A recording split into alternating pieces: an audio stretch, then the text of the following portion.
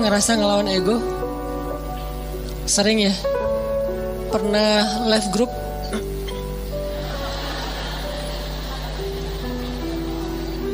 Kadang gak live group, cuman grupnya yang nge-live kita. Gimana grupnya nge-live kita? Tadinya grupnya rame, chat, broadcast, segala macam, tiba-tiba sepi. Kenapa sepi? Ternyata mereka bikin grup baru, dan cuman kita doang ya nggak dimasukin ya. Ini namanya bukan live group, grup live kita. Saya pernah ngerasain kayak gitu. Kenapa ini sepi nih? Ternyata bikin yang baru. Adminnya mantan. Enggak, bercanda.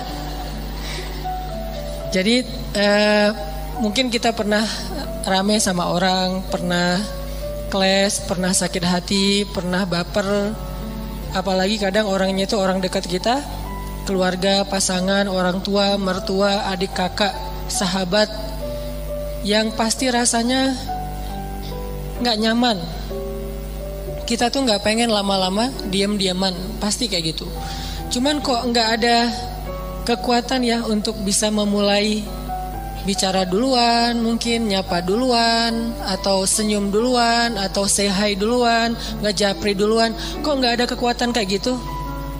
Yang terjadi justru kita kayak pasif nungguin dan berharap dia duluan yang nyapa kita. Diam-diam sebetulnya berharap, tapi gak pengen kita yang duluan. Nah, ini namanya ego nih. Hati kita secara jujur sebetulnya pengennya udah deh gak usah gini-gini amat, gak usah diam-diaman terus. Udah deh kita mending netral lagi, biasa lagi, cair lagi. Dengan geng kita, mungkin geng kecil yang dari SD, SMP, SMA udah barengan, terus baru pisah, nikah dia duluan, kita tinggal sendiri misalnya. Kan suka kayak gitu tuh. Ada baper-bapernya, gak pengen lama-lama. Tapi yang terjadi udah lebih seminggu gak ada yang duluan datang untuk menyapa, karena dua-duanya menjaga ego. Berat rasanya untuk ngelawan ego dalam diri sendiri. Ini sering terjadi dalam kehidupan kita. Dan yang lebih fatal lagi dengan orang tua nih. Sampai kalau dengan orang tua atau dengan mertua lebih berat lagi tuh. Kadang dengan pasangan aja bisa kayak gitu. Kita berharap udahlah cair lagi, ngobrol lagi kayak kemarin, tapi ada rasa berat pengen yang duluan.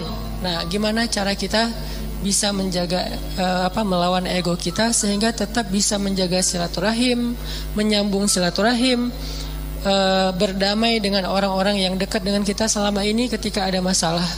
Ini pembahasan yang luar biasa penting. Walaupun mungkin kita udah pernah baca hadis-hadisnya, pernah dengar ceramah-ceramah tentangnya, setidaknya hari ini kita pengen refresh lagi semangat kita untuk melawan ego.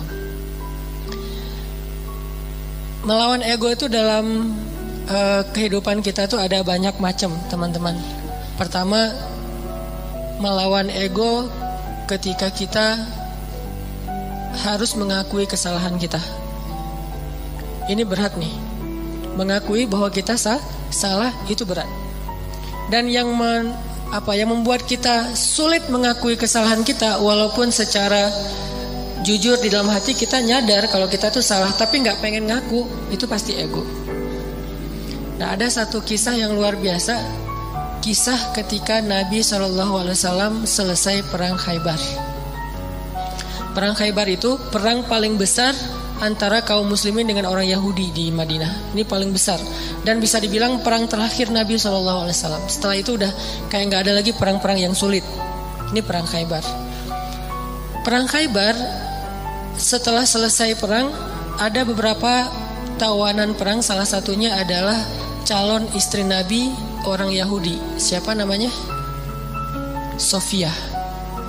Jadi salah satu tawanan perang Khaybar itu adalah Sofia. Suaminya terbunuh dalam perang Khaybar, saudaranya terbunuh dalam perang Khaybar, ayahnya terbunuh dalam perang Khaybar, pamannya terbunuh dalam perang Khaybar, keluarga besarnya banyak yang terbunuh dalam perang Khaybar. Dan cuman mungkin bisa dibilang dia sebatang kara yang selamat dalam perang Khaybar dan jadi tawanan kaum muslimin. Akhirnya Nabi datang ke tenda para tawanan perempuan, Nabi mencari tahu di mana Sofia karena dia anak kepala suku. Ditunjukkan oleh sahabat, masuklah Nabi dengan beberapa orang sahabat ke dalam tenda Sofia, dan Sofia waktu itu komen dalam postingan itu tuh. Kata Sofia, Muhammad adalah orang yang paling aku benci saat itu. Gimana enggak? Ayahnya dibunuh, pamannya dibunuh, saudaranya dibunuh, suaminya dibunuh. Keluarga besarnya banyak yang terbunuh dalam perang Khaybar. Sehingga kata Sofia, Muhammad adalah orang yang paling aku benci waktu itu. Jadi Nabi datang ke Sofia dalam kondisi Sofia itu lagi benci banget sama Nabi. Ngelihat wajah Nabi juga gak mau, apalagi nge-follow. Ngelihat wajahnya aja gak mau. Kalau Nabi request mau follow, pasti di blok. Jadi benar-benar nih, Sofia lagi marah berat dan lagi baper berat sama Nabi, lagi benci banget sebenci-bencinya, dan lagi sedih sesedih-sedihnya. Gimana nggak sedih? Kehilangan satu keluarga aja sedih, ini apalagi satu keluarga besar, termasuk orang yang paling penting dalam hidupnya, ayah dan suaminya. Apa yang dilakukan Nabi? Nabi datang minta maaf kepada Sofia. Apakah Nabi salah? Tidak. Apakah Nabi zalim kepada keluarga Sofia? Tidak sama sekali. Tapi Nabi tidak punya ego di dalam dirinya. Beliau datang meminta maaf kepada Sofia. Masuk ke tenda Sofia. Sofia, maafkan aku atas kematian ayahmu. Maafkan aku atas kematian suamimu. Maafkan aku atas kematian saudaramu, pamanmu, keluarga besarmu. Kemudian Nabi menjelaskan apa yang sebenarnya terjadi. Aku udah ngasih kesempatan buat ayahmu, tapi beliau menolak, beliau malah menyerang kami, beliau malah zalim kepada beberapa kaum muslimin dan seterusnya. Nabi menjelaskan, meminta maaf, menjelaskan, meminta maaf, menjelaskan, meminta maaf, terus menerus sampai akhirnya luluh hati Sofia, dan tiba-tiba Sofia menjadi jatuh hati kepada Rasulullah SAW. Lihat luar biasanya Nabi dalam meminta maaf. Bukan maaf ya, udah selesai pergi. Enggak. Beliau minta maaf sampai Sofia jatuh hati pada beliau. Itu gimana caranya tuh? Orang yang tadinya benci banget jadi cinta banget. Sehingga kata Sofia, beliau terus meminta maaf dan menjelaskan, meminta maaf dan menjelaskan, meminta maaf dan menjelaskan, sampai akhirnya beliau menjadi orang yang paling aku cintai di muka bumi. Ini luar biasanya akhlak Nabi SAW. Jadi Nabi itu bukan hanya bisa bikin orang yang lagi bete jadi happy, malah orang yang jadi lagi haters banget jadi followers dan fans berat. Bukan fans lagi, loversnya jadi pencinta. Ini artinya ada pelajaran gimana melawan ego. Mengakui bahwa kita salah, walaupun posisi Nabi sebetulnya beliau gak salah. Namanya perang pasti ada adu fisik segala macam. Lagian kalau kita baca kronologis cerita perang Khaybar, maka kita akan lihat bahwa Nabi itu udah toleran banget, udah ngasih kesempatan banget, udah ngasih banyak tawaran-tawaran yang nggak harus perang deh, udah kita damai aja. Tapi mereka nggak mau, akhirnya nggak bisa dihindari, terjadilah perang. Kalau kita baca kronologis panjangnya perang Khaybar. Tapi dalam kondisi Nabi nggak bersalah, Nabi nggak zolim, Nabi nggak pernah mencurangi hak orang lain, Nabi masih datang kepada perempuan ini untuk meminta maaf. Gimana dengan kita yang mungkin kondisi kita nggak seperti Nabi yang suci, yang maksum? Pasti ada salahnya kita. Walaupun kadang-kadang yang pertama salah orang lain, yang pertama salah itu mungkin teman, salah ngomong, salah sikap, atau kadang-kadang sikapnya bukan sesuatu yang gimana, cuman diam doang. Kadang dia diam, kita baper. Akhirnya bapernya tuh berlarut-larut sampai keinget lagi yang dulu-dulu, jadilah diakumulasi jadi rame. Emang sih dia dari dulu tuh kayak gitu, dibawa yang dulu-dulu. Padahal katanya dulu udah dimaafin, tapi masih dibawa lagi.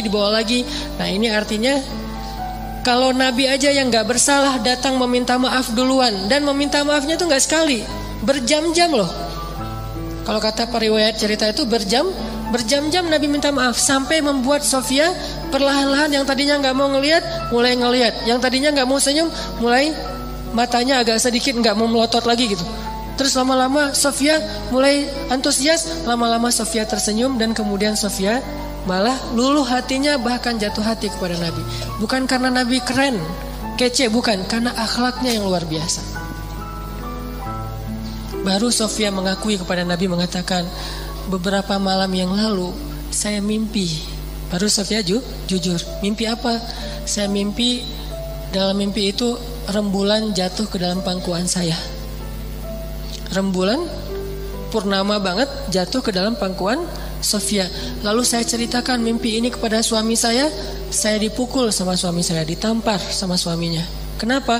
Karena suaminya tahu makna dari mimpi. Kata suaminya, kamu jangan macam-macam. Kamu tertarik dengan laki-laki yang di Madinah, maksudnya Muhammad. Padahal Sofia nggak pernah tahu tentang Muhammad, tapi Allah ilhamkan lewat mimpi bahwa kelak Sofia itu akan menjadi salah satu yang mendampingi hidup Nabi Muhammad SAW. Baru Sofia ngomong, kalau saya mimpi rembulan jatuh ke dalam pangkuan saya, tapi saya masih nggak percaya, mana mungkin pembunuh suami saya akan jadi suami saya. Pembunuh ayah saya bakalan mendampingi hidup saya. Tapi ketika melihat akhlak Nabi, semuanya berubah. Dialah yang paling layak untuk saya. Ini melawan ego dengan cara meminta maaf.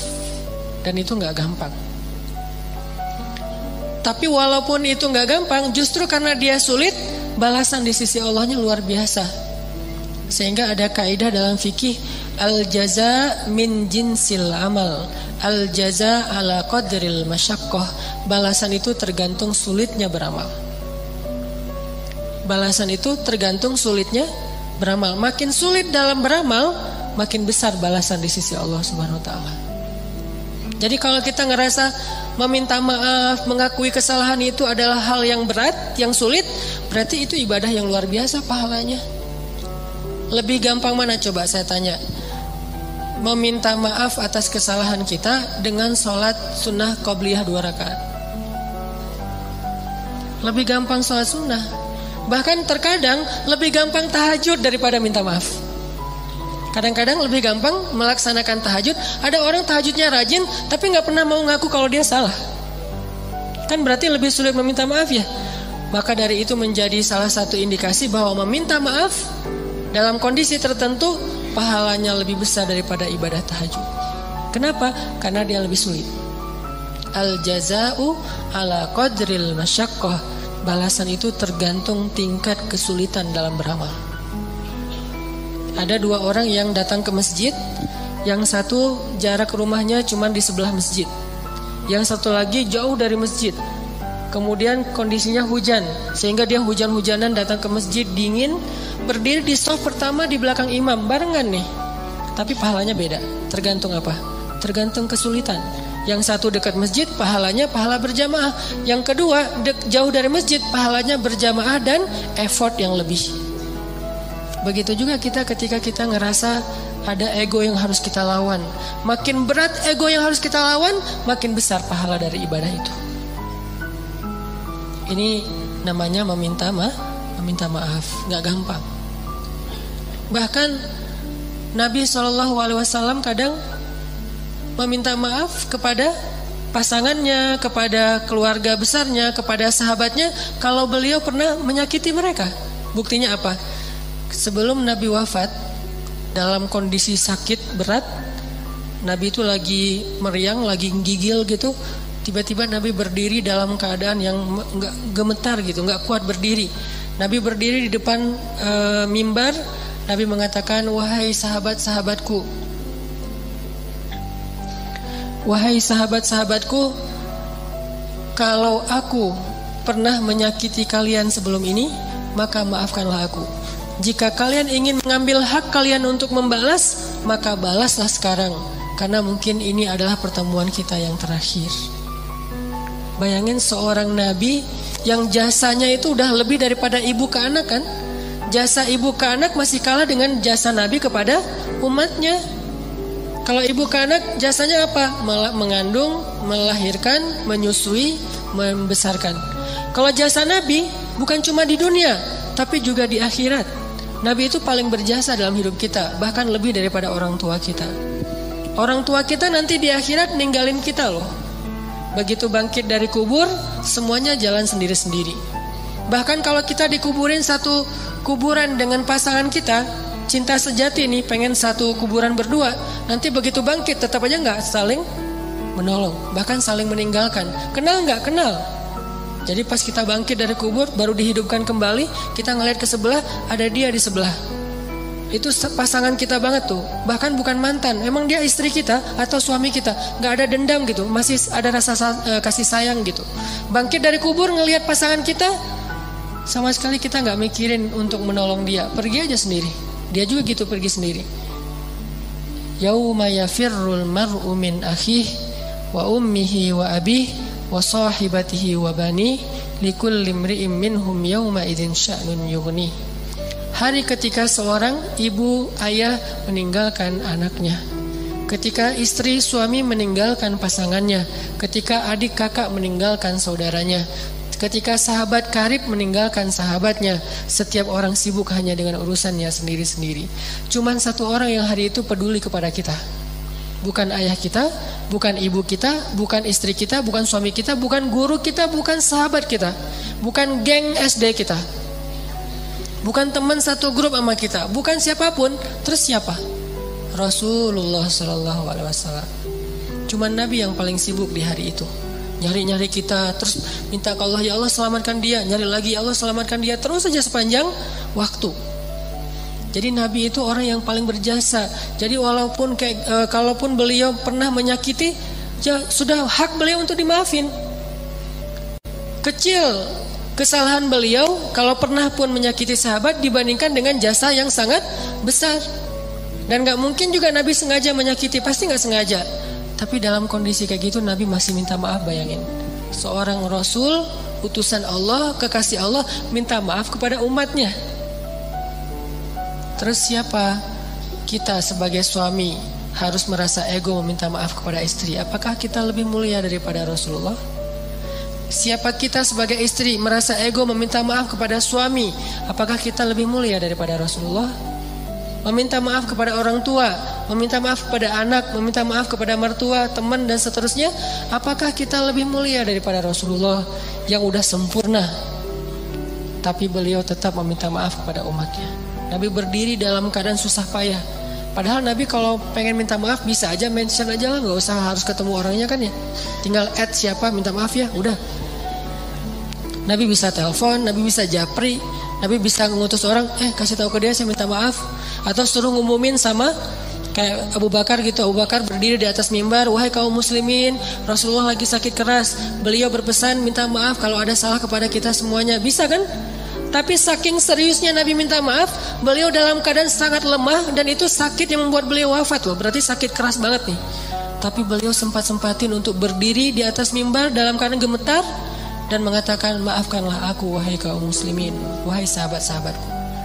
Dan kalau kalian sulit menerima permintaan maaf, maka balaslah sesuai dengan hak kalian. Nabi siap dibalas. Dan itu jujur dari Rasulullah. Tiba-tiba seorang sahabat yang kita tahu Ukasyah berdiri mengatakan, ya Rasulullah, saya akan mengambil kisos. Para sahabat semuanya kaget. Ukasyah kok tega banget sama Nabi, nggak ngelihat Nabi lagi sakit keras. Dan itu kekasih mereka semua. Mereka lebih mencintai Nabi daripada orang tuanya, daripada pasangannya. Makanya ada istilah bi abi wa ummi anta ya Rasulullah. Engkau lebih kami cintai dari semuanya ya Rasulullah. Tiba-tiba Ukasyah bilang, ya Rasulullah, saya menuntut kisos. Karena dulu Rasulullah pernah mencambuk punggung saya ketika sedang mengendarai onta, nggak sengaja kena pas ngangkat kayak cambukan gitu untuk ini onta, kena Ukasyah. Nabi langsung meminta dipapah untuk turun dari mimbarnya, wahai Ukasyah, ambillah hakmu. Sama sekali nggak berubah wajah Nabi, sama sekali Nabi itu nggak merasa, Ukasyah, ya sih, cuman nggak gitu-gitu amat kali, kan saya lagi sakit, nggak. Ukasyah, kamu gak ngelihat nih wajah saya pucat kayak gini, Ukasyah tega banget sih sama aku. Enggak sama sekali nih Rasulullah, tulus banget minta maaf. Kalau kita kan kayak minta maaf tuh basa-basi ya. Minta maaf dengan harapan dia juga ngakuin kalau kesalahan dia lebih banyak gitu. Agak-agak kurang tulus sih, modus banget kalau kita. Kalau Rasulullah itu tulus banget. Begitu Ukasyah minta kisos, Rasulullah turun dan Rasulullah bilang, tolong ambilkan cemeti untuk Ukasyah. Diambilkan oleh sahabat. Terus Ukasyah pegang itu, kata Ukasyah, ya Rasulullah, waktu itu saya nggak pakai baju. Nabi pakai baju tebal karena beliau lagi meriang. Kata Ukasyah, waktu itu saya nggak pakai baju. Nabi langsung membuka baju beliau. gak pakai baju sama sekali. Kata sahabat, ya Rasulullah, biar saya aja yang ganti engkau. Ya Ukasha, aku aja yang ganti Rasulullah. Kalau kamu mau tambahin aja 10 kali lipat. Tapi jangan Rasulullah, kami aja yang ganti Rasulullah. Banyak yang jadi relawan pengen gantiin posisi Nabi. Abu Bakar, Umar, semuanya pengen gantiin. Ukasha diam dan Nabi mengatakan, tidak, itu adalah kewajiban aku untuk Ukasha. Itu hak Ukasha. Minggir, pada minggir semuanya. Nangis sahabat melihat Nabi diperlakukan gitu-gitu amat. Seandainya boleh tuh udah digebukin tuh Ukasha. Cuman kan gak boleh, karena itu hak Ukasha ya. Pada sebel semuanya. Pokoknya habis ini kita unfollow semuanya, di blog, gak ada yang boleh ngomong sama Ukasha. Pokoknya Ukasha itu harus dikucilkan. Udah pada sebel semuanya sama Ukasha. Ada yang di sebelahnya, Ukasha apaan sih lo? Kayak gitu-gitulah. Ukasha diam aja. Nabi membuka bajunya, gak pakai baju sama sekali, sehingga kelihatan kulit beliau yang bersih, badan beliau yang mulai kelihatan beliau lemah banget, sakit. Lalu Ukasha mendekat, Nabi bersiap dan Nabi udah pasrah. Kenapa? Karena Nabi tidak mau zalim kepada siapapun. Langsung dibuang tuh sama Ukasha semestinya, langsung dipeluk oleh Ukasha, dicium punggungnya Nabi oleh Ukasha. Nabi kaget, Ukasha ada apa? Ukasha ada apa? Sahabat juga kaget, apa-apaan sih ini? Makin kaget gitu. Jangan-jangan kalau zaman sekarang mah ya, oh ternyata Ukasha melukin Nabi erat banget dipeluk. Terus kata Ukasha, ya Rasulullah, masalah itu jauh-jauh hari udah saya lupakan. Saya itu mah nggak penting. Kalau Nabi mau cambukin aja lagi saya 1000 kali, nggak masalah buat saya. Saya hanya pengen kali ini karena Nabi bilang pertemuan terakhir, maka untuk terakhir kalinya saya pengen menyentuh kulit Nabi Muhammad SAW. Tapi nggak usah gitu-gitu amat juga ya kali ya kalau bahasa kita mah. Ini agak-agak unik nih caranya nih. Cuman Allah alam ya kondisi waktu itu, jangan menjudge sejarah. Yang jelas Ukasha meluk, terus Nabi mengatakan kulit yang bersentuhan dengan kulitku maka Allah haramkan dari api neraka. Yang lain pada heboh, oh yaudah ikutan, heboh gitu. Sambil meluk, sambil selfie, ada yang pengen update status gitu. Kalau zaman sekarang kan nggak lupa ya kemana-mana bawa handphone, sadar kamera banget. Lihat gimana Rasulullah SAW itu serius minta maaf. Padahal salah apa sih Nabi kepada umatnya? Kalaupun ada juga nggak sengaja, lagian jasa beliau jauh lebih besar, tapi masih mau minta maaf. Dan minta maafnya itu bukan nunggu sembuh, bukan nunggu sehat. Dalam keadaan sakit keras juga beliau datangin orang untuk minta maaf. Artinya seandainya Ukasha nggak ada di situ, Nabi datangin tuh rumah Ukasha minta maaf. Bukan ditelepon, didatangin orangnya. Didatangin orangnya buat apa? Meminta maaf. Apa yang membuat Nabi begitu luar biasa bisa melawan ego beliau? Iman. Obat ego itu adalah iman. Karena beliau yakin semua yang terjadi di dunia ini nanti akan dipertanggungjawabkan nanti di akhirat. Dan di atas pertanggungjawaban itu ada satu hal lagi. Karena meminta maaf itu adalah salah satu ciri hamba yang dicintai Allah Subhanahu wa taala. Allah tuh cinta banget sama hamba yang senang meminta maaf, baik kepada Allah ataupun kepada manusia. Allah senang banget. Makanya ada istilah li'ajlika rabbi. Apa arti li'ajlika rabbi? Jadikan semua yang kita lakukan itu ini untukmu ya Allah. Kalau karena Allah agak-agak mainstream ya, bahasanya agak kurang berasa. Untukmu ya Allah. Jadi kita meminta maaf. Kenapa saya harus melawan ego saya minta maaf? Ini untukmu ya Allah, saya meminta maaf. Ini untukmu ya Allah, saya memaafkan. Ini untukmu ya Allah, saya menahan amarah. Ini untukmu ya Allah, ini untukmu. Semua yang kita lakuin dalam kebaikan-kebaikan di dunia tuh, coba kita niatkan, ini untukmu ya Allah. Kalau bukan karena engkau, saya gak akan sanggup melakukan ini. Jadi bukan untuk suami, bukan untuk teman, bukan untuk orang tua, mertua, bukan untuk orang lain, tapi untuk Allah. Coba niatkan itu, insya Allah akan lebih ringan. Kadang-kadang yang buat kita ego dan ngerasa berat itu kan ngerasa bahwa ini untuk orang itu ya. Udah dia jahat ke saya terus saya maafin, enak banget. Kalau untuk dia kita ngerasa agak-agak kayak rugi gitu. Tapi kalau untuk Allah, ini untukmu ya Allah, saya melakukan hal yang berat kayak gini. Niatkan untuk Allah bukan untuk orangnya. Maka insya Allah Allah akan melapangkan dada kita. Minta maaf.